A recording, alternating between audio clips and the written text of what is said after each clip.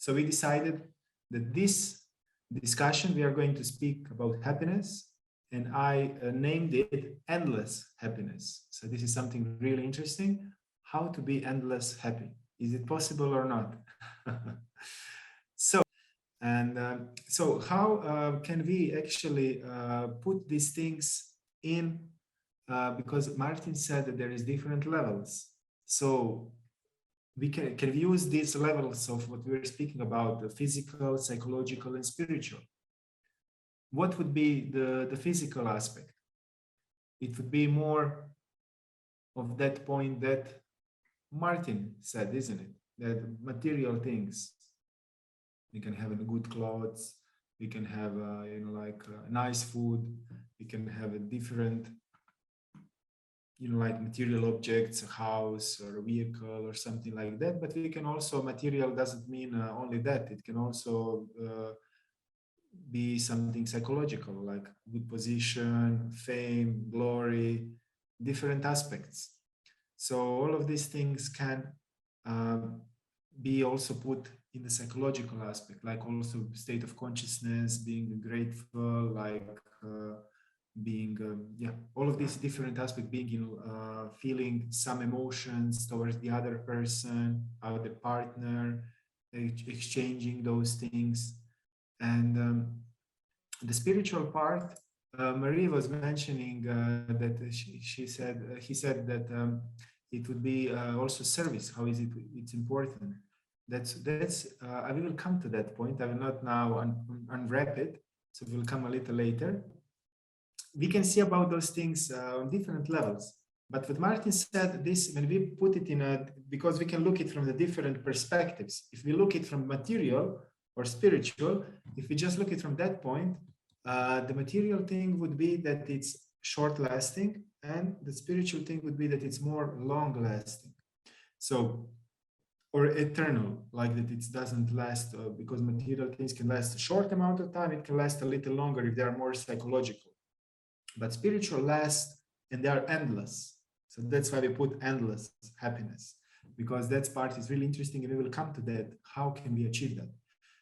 But this happiness that we are trying to experience in this world, if we are speaking about these different bodily or psychological aspects, do you think that we can really be happy with that?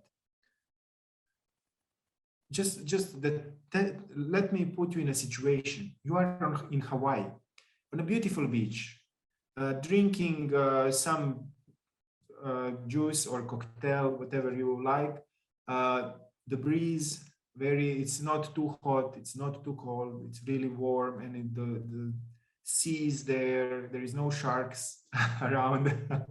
So the atmosphere is very nice, and you have a good concert, like who you are very attracted to, and everything is falling in place. And then you just come up, walk on the beach, and step on a thorn. What would dominate your experience?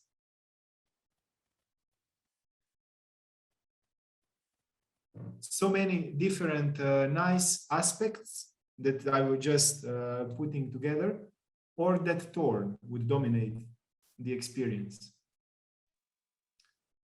The thorn, isn't it? So the point is that in this world, if we are trying to be happy only with material things, and there will always, the suffering is much more prominent. Because even if 10 people tell you something nice about you, if somebody really hurts you, that experience will dominate.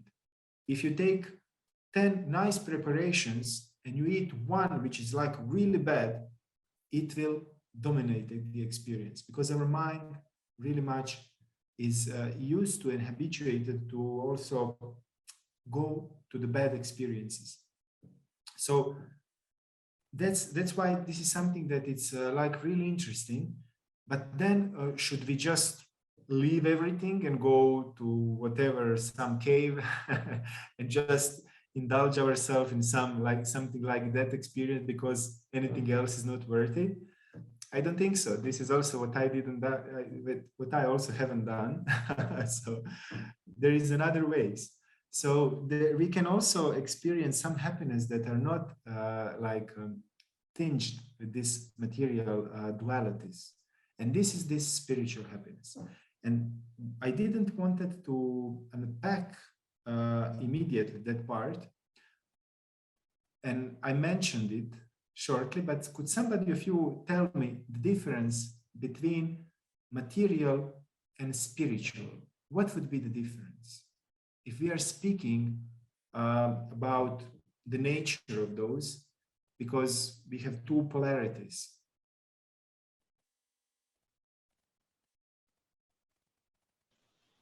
For sure, it would be about the duration of the happiness, as you mentioned before. Like spiritual happiness would be long-lasting, way more than material. Okay, so we were speaking about the periods of time. I would go even in that extreme when we are speaking about time, because they're usually like if you have day and night, usually they are opposite. So if you have something that is short-lived, that's something that is temporary, the contrary to that would be that it's endless.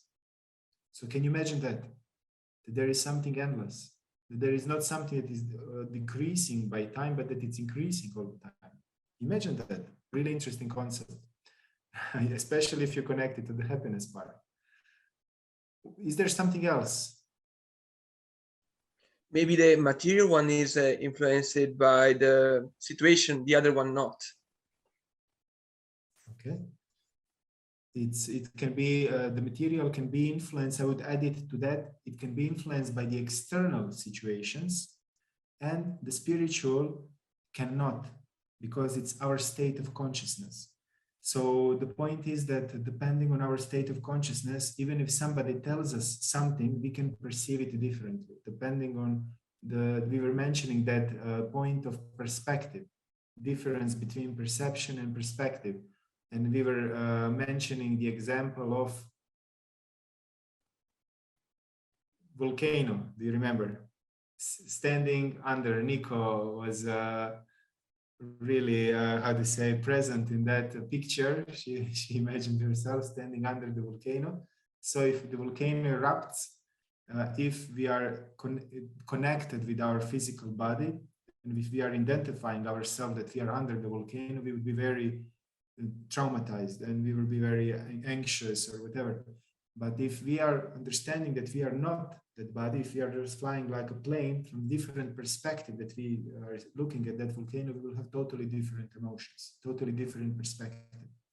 So that's the different aspect. We were mentioning that example. I will not go now deeper into it. So, but the point of this this discussion is more about happiness. So this spiritual aspect, what Mario was saying, was service part. Service part, do you know what we call, what in spiritual aspect, in a spiritual term, that happiness would be called, connected with service? It would be called love. Love is based on unselfishness. So everything that we are trying to do in this world, we are trying to do because our selfish ambitions, because we want to satisfy ourselves, our ego, our belly, our ambitions. It's all about us. It's about us and our extended us, our family, our friends. We can extend it a little more, but it's all about us. This is the nature of material. So it's always putting us in the center.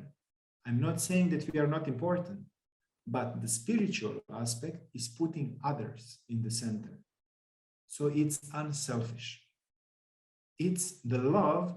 If we look at the term love, which is the spiritual part, the love is unselfish. It's something that we are doing because we love somebody, not because we will gain somebody. It's because we want to serve somebody. Serving can be also, like Nico said before, different words can be interpreted in different cultures differently. So in Croatia, if you mention that you are, when you mention the word serving, somebody will look at you that you are just like somebody's slave. But serving actually means loving. It actually means that we are trying to do something for somebody just because of love, not because we will gain something. But that spiritual emotion, that love that is unselfish, that we are all seeking for, in material aspect, it's being perverted in what term? How do you call that? There is a name for that. What would be the opposite of love in relation to other people? And Ego? yes, huh?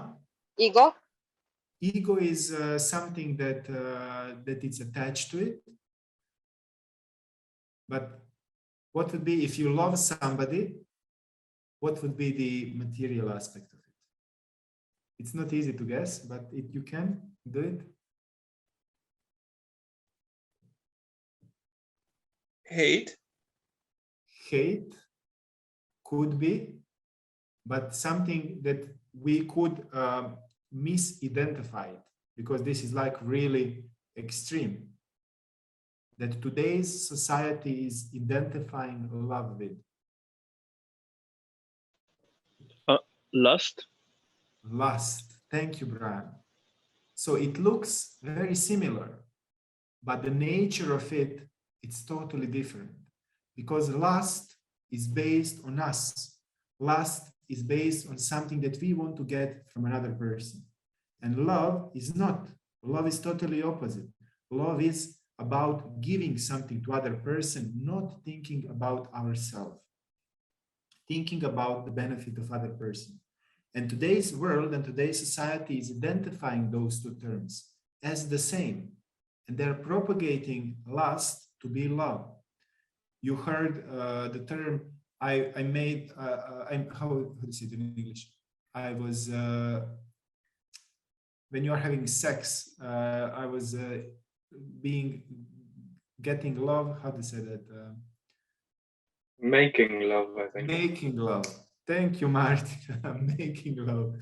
So we are having sex primarily, I'm just saying like in materialistic point of view, not spiritual. It can be totally spiritual activity without any selfish desire. But if we are looking at today's society, sex is all about lust. It's all about us. It's all about satisfying our urges and our needs. So making love is something totally perverted, because, you know, like if making love means that you are indulging in that activity just because of the benefit of others without any selfish desire. And that's really high, and it can come to that point. It can, and sex is not bad. But the point is that today's society is promoting something which is really bad. It's promoting pornography. It's promoting, so you cannot even try to buy tires for a car without looking at a half-naked picture of a lady, or buying something in a store without some promotional, you know, like without, which is promoting sex or something.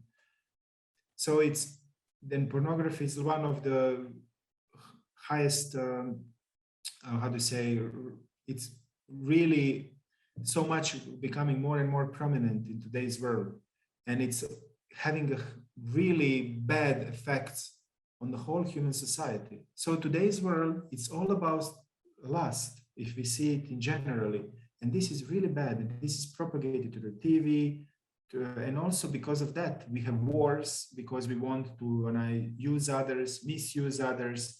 We have so many different problems. And it's all about lust. Lust is something that is standing behind of all of that. So the point is that lust, when we, just to define it, it's always when we are having exchange with other person, that we are trying to, we can give something, but we are expecting something in return. That's the point. If we give something, we are always expecting. So it's trading relationship. They're always trading. And in trading, you are always trying to get more and give less. So in lust, it's always like that. I will do something for you if you also do something for me. So it's always trading. And you haven't done something for me, so I will not do it also for you. So all those relationships which are based on such a note, they are all selfish. And they are all putting in category of lust. And love is different. Love is not about trading. Love is about giving. So there is also different other levels of lust, like subtle. See, there is also subtle sex, which we are trying to get a position, a fame, glory, different, that it's connected with our ego. Who was mentioning ego? Somebody from you mentioned before the ego. So we are also trying to satisfy our ego. This can also be subtle way how did we present that lust. But the point of our nature, our true nature, is that all of us are seeking to love and to be loved. This is our nature. We are all seeking that. And we are trying to find that in so many different ways, with so many different things that we are doing. We are trying to work that we can get money, so that with money we can achieve some happiness and attract some opposite sex or whatever, that we can try to be loved. But it's not, this is a wrong strategy. It's totally wrong strategy. So we are all seeking for love and to be loved, and being bullying somebody or something else, it's all just about expressions of unsatisfied love. So this is something that spiritual traditions originally are saying to us, that we are souls made for love, and that our place is not in this world, because in this world it's all about lust, about selfishness. And love is unlimited. It's not put it in brackets of time and different circumstances, and it can fully fulfill us. Real love. Because can you imagine that you love somebody so much that you are willing to do anything for that person, and that relationship is reciprocal, that person also loves you so much? Wouldn't that be the highest amount of happiness? But the point is that we are frustrated because in this world we are totally disappointed, because even if we are trying to do something for other person, usually we are getting exploited, and we are scared because we don't know how to love. We don't know how to give ourselves to others unselfishly, because we don't see that. It's all about, like getting something that we want. It's not about giving. So in order to really understand that love, what is that true love?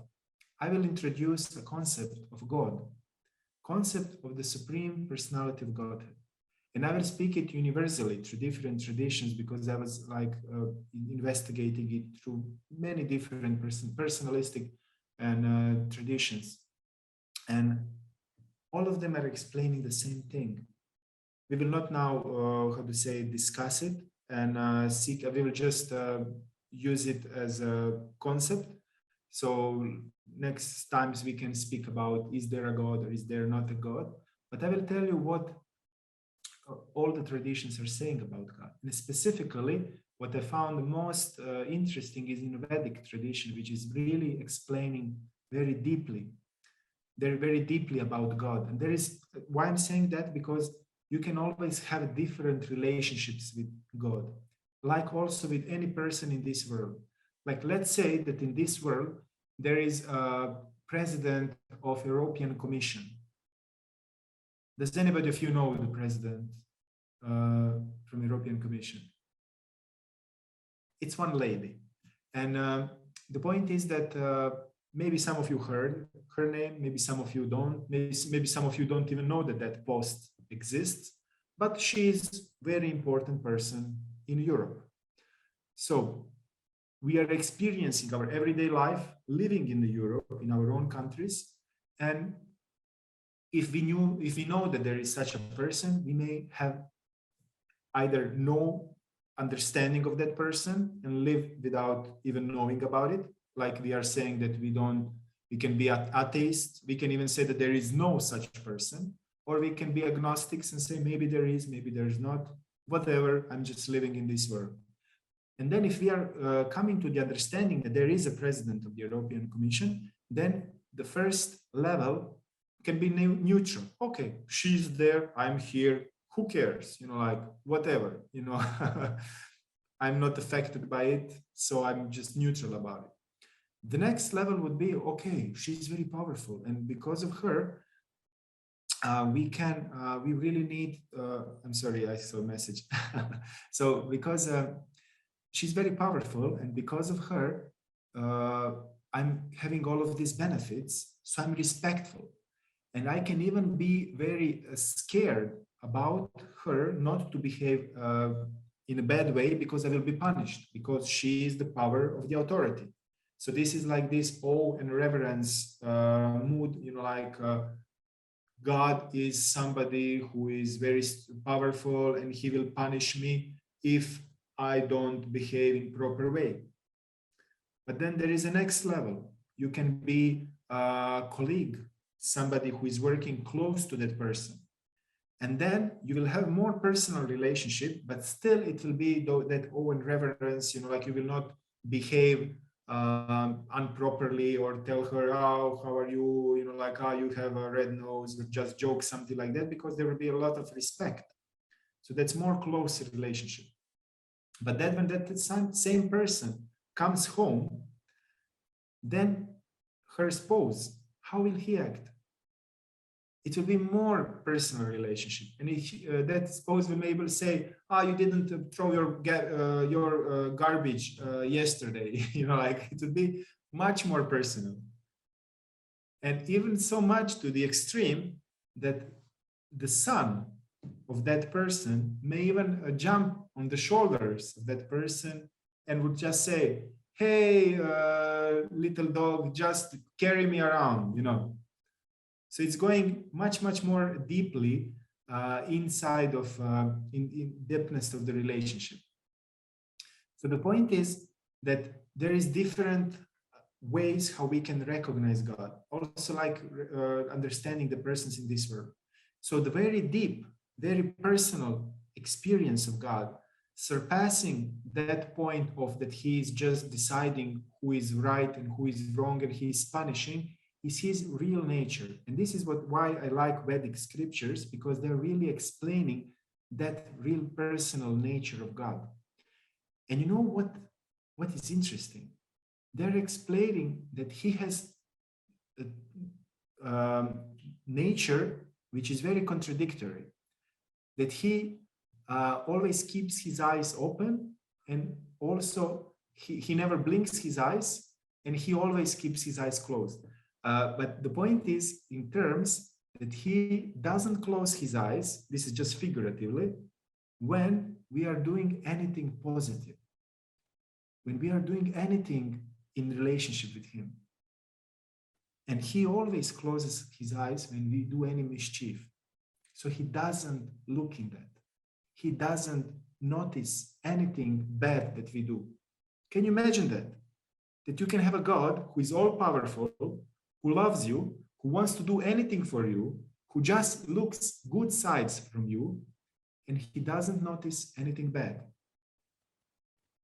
Wouldn't that be wonderful? Huh?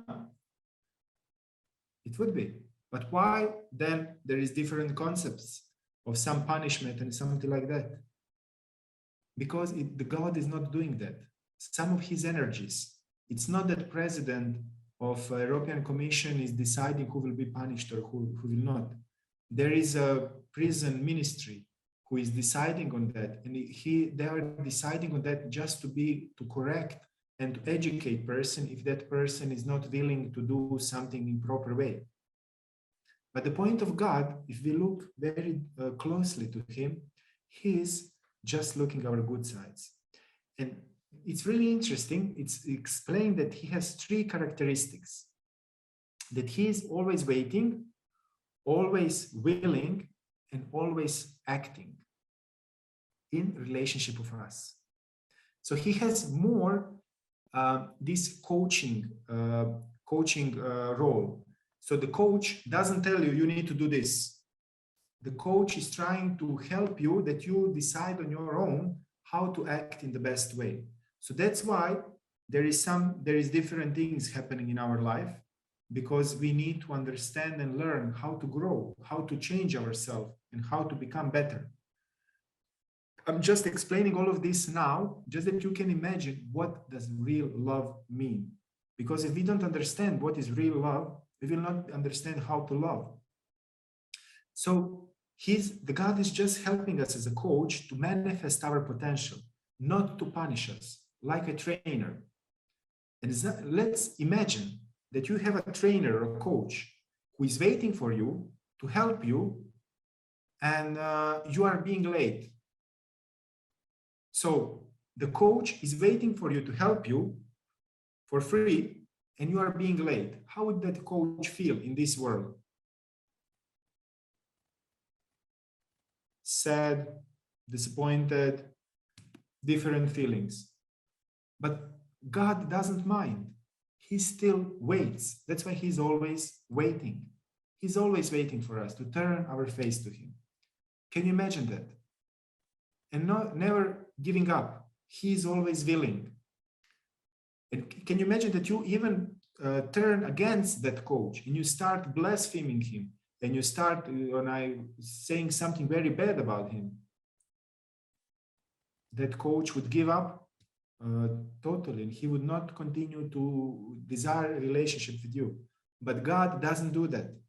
He still is there for you, like a sun. Sun is always shining.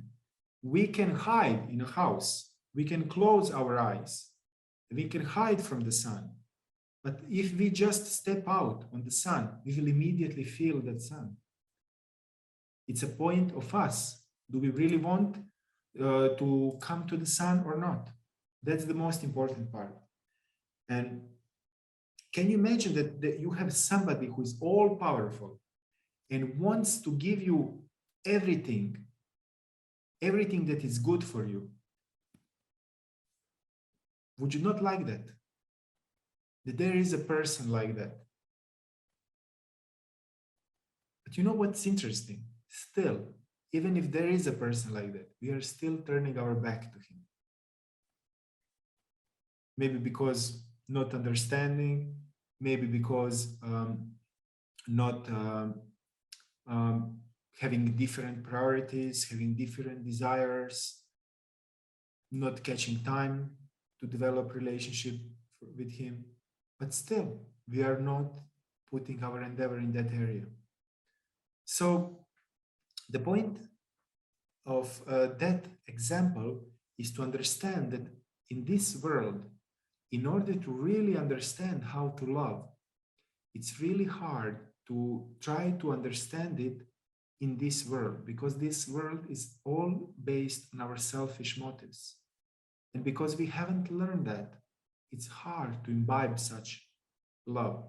But if we try to develop our relationship with God, and if we try to understand the love that God is manifesting to us, then we can understand what is true unselfish love is, and then we can be instruments of such love also in this world.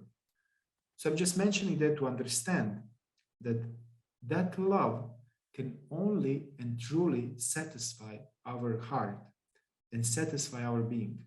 So if we live our life and if we act in this way that we want to achieve some noble things, but if we don't experience that deep spiritual love, we will be always missing something. And we will always be not joyful, because we will always expect from others to give us something in return. We will always expect from others to give us some respect or whatever, because we don't truly experience that love, that original love that is inside, that is unselfish. And this is the biggest problem of today's society. And that's why, because we don't know how to love, we are always pursuing some things that will not make us happy. In making wrong strategies for our life, for our future, for our life purpose, because we are not acting upon that. So if we don't take time to act on that part, we will always be missing something. Like in relationships, if we don't learn how to love, we will always be frustrated, because if we just look for girls just because of some, or boys, just because of some external benefits or selfish desires, we will just be changing them and not finding happiness, not finding something that we really look for. Also, like in things, things are not made to be loved. Usually there is a saying that we use people and love things, but that we should use things and love people. So this is like something that is really important. So if we don't understand that aspect, how to love, and that spiritual aspect of unselfish love, we will not be able to truly be happy in this world, even if we have altruistic desires, because we are introducing joyful leadership, which is really an altruistic way of leading, and like how to lead for the benefit of all. We are introducing social or impact entrepreneurship, how to run your business and also benefit to the others. But if we don't learn how to love, we will not be able to experience happiness, true happiness, or happiness that will be lasting, because we will be always frustrated because we gave more and didn't receive enough. It will be all based on more, how to say, more profound lust, more subtle lust. Maybe it will not be so gross that we trample upon somebody, but we will maybe want some recognition, some fame, or some position, or something like that. So in order to be able to give ourselves to others, to serve others, to manifest that love, we really need to understand how to love. So that's why we need to include that spiritual aspect in our life. Try to reestablish our relationship with God. Because, we will not address that point now. We will address it in some other discussion because it will go really far away. And also, this is one aspect of addressing that part. And another aspect is also being able to curb our bad tendencies, our lusty tendencies, our urges, because those ones are bringing us back from that unselfish and loving tendencies. That urge of lust, that urge of anger, that urge of envy, of any other urges that we are so much used to, they are retracting us from experiencing that love. And in order to be able to control that, we need to be able to control our mind. We need to be able to learn how to control our mind and learn how to discipline ourselves. So that's really important part. And to learn how to do that, there is different techniques. There is different techniques how to learn how to control our mind. And it's really amazing what can you do if you learn how to control your mind. You know, also when you are studying, how much time you are spending on trying to focus. Try to start studying, and then it goes for some times, and then you lose focus, and then again to retract the focus. I see some smiling faces there. So yeah, this is something that it's like really really disturbing us, and that we are losing a lot of energy and valuable energy. So learning how to control our mind is something that's really important. And I think that this is a really good topic that we can continue in the next time. It will be really valuable to be able to use the maximum of our life, to be able to navigate our life really in the direction that we really want. That our tendencies, bad tendencies, urges, and other things don't divert us in the wrong way. So I was very happy to be with you and to share some of these few thoughts.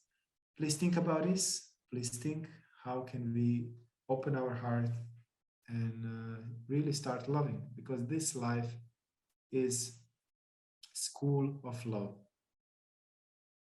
So wishing you all the best. If you have any questions, if you would like to share, or if you would like to keep in contact with me, please, you can reach me on Facebook. You can send me individual message, or you can send it on a page. You can comment also in the event. So don't hesitate. So see you then. It's already 15 minutes above the time, but I was very happy to be together with all of you. Thank you, So, Filip. Thank you. Thank you. Thank you. Bye, everyone. Bye. Bye. Thank Take you. care. Goodbye. Thank you so Bye, much. Martin. Thank you. Bye, Brian. Bye, Rudy.